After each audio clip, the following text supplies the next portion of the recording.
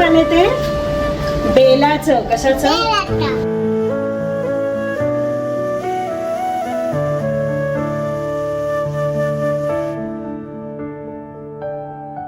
आता हात जोडून म्हणा ओम नमः शिवाय. हे काय आहे रितांशी? शंकर आहे. पण हे काय आहे त्यांच्या हातात? त्रिशूल. हा. आणि हे डोक्यावर काय आहे?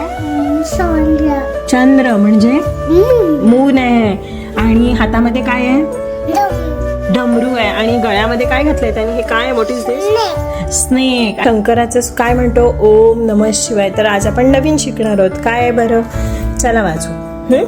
कर्पूर गौरम करुणावतारम संसार सारम भुजगेंद्रहारम सदा वसंतम हृदपापविंदे भवं भवानी सतम नमामि. म्हण बघू तू पण. कर्पूर गौरम म्हण. त्याचा अर्थ काय माहितीये?